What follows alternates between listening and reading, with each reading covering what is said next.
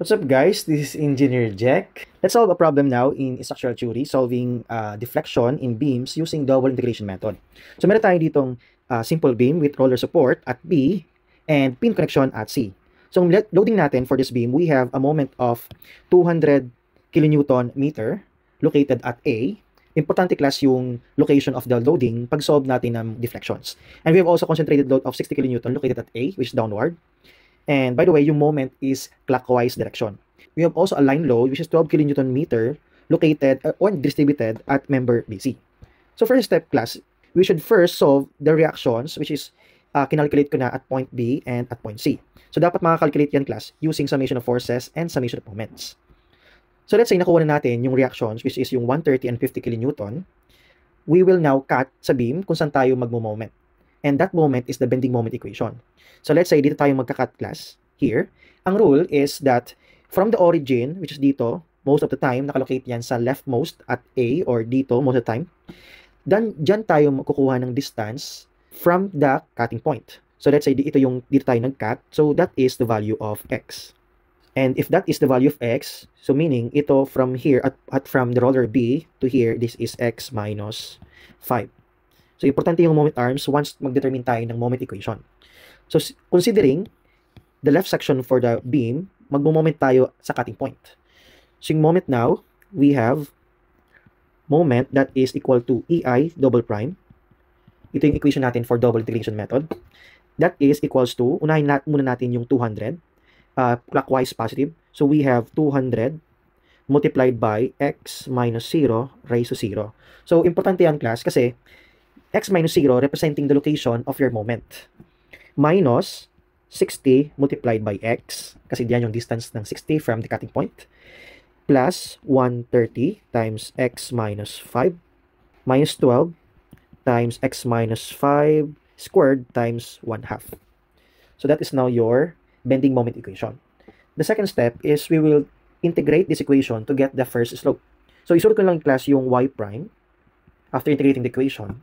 This will become 200 x raised to 1 minus 30x squared plus this becomes 65 x minus 5 squared. So from here, this should be 6 times x minus 5 squared. And since mag-cube tayo, so if you integrate that, magiging cube. So that becomes 6 over 3 or that is 2 x minus 5 cube. And we have the arbitrary constant which is C1. Next, another integration. We get now the value of y equals to, this becomes 100x squared, minus this becomes cube, so divide 3, that becomes 10, x cube, plus we have also 65 over 3, x minus 5 cube. So ito, magiging divide 4, kaya it becomes 1/2 times x minus 5 raised to 4, plus c1x plus c2. And that is now our equation for the deflection of the beam. So to solve the arbitrary constant c1 and c2, we will use boundary conditions. So, ang boundary conditions lang, simple lang naman class. Kung nasaan yung supports, yung deflection doon is 0. So, we will use, at x equals to 5 meters, we have a deflection there is 0. Kasi meron dong support. At the same time, we have also at x equals to 15, deflection there is 0. So, yung distance x class, nakalocate yan from the origin, which is located at A. Kaya, yung pagkuha natin yung x is laging simula sa leftmost part. So next, we will substitute the values of these x and y to the equation of the deflection, which is here. We will use first x equals to 5 and y equals to 0. So first, we will have this 0 equals to 100, 5 squared minus 10 times 5 cube. So makakancel na dito na class yung part, 5 minus 5, 0. So mag-add lang tayo ng 0 and 0 din here. And we have also 5c1 plus c2. So by simplifying the equations, we get 5c1 plus c2 equals to negative 1 to 50. So if you want to pause the video, you can check if tama yung pagkakalculate ko.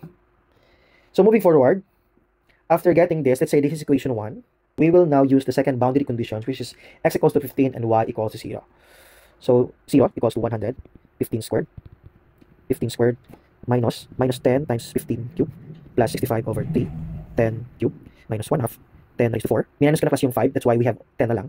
Plus 15, C1 plus C2. So simplifying these terms, we get 15C1 plus C2. And sa kabilang equation, we have negative 16,250 all over 3. Let's say this is equation 2. So using mode 5.1, kung meron tayong calculator, mode 5.1, 2 equations, 2 unknowns, using Casio 991 ES Plus, i-plug in nyo lang itong values. So you just plug in these values for mode 5.1 sa Casio to solve the C1 and C2. So C1 now, C1 is negative 1,250 all over 3.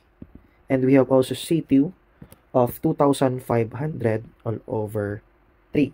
So this is your C1 and C2. Now, finally, to determine the deflection at A, just substitute the value of X. So i-finalize lang natin class yung equation for the deflection Y. We have Y equals to 100x squared minus 10x cubed plus 65 over 3, x minus 5 cubed minus 1 half times x minus 5 raised to 4 plus C1x plus C2. Pero yun nga, meron tayong values for C1 and C2. So minus the value of C1 now is negative 1,250 over 3x plus 2,500 over 3. So the value of deflection at A is at x equals to 0. So if x is 0, this is cancelled out. 0, 0. Since this is hindi pa nadaanan ng loading at this region, kasi this is from the 130 kN reaction, so hindi pa nadaanan, we assume this is all 0. And this is also 0 kasi hindi pa nadaanan yung 12 kN per meter. This is 0. And finally, the deflection at A is 2,500 all over 3. Pero dapat may units po yan. That is kilonewton cubic meter. And huwag yung kakalimutan yung EI. So this is your answer for this problem.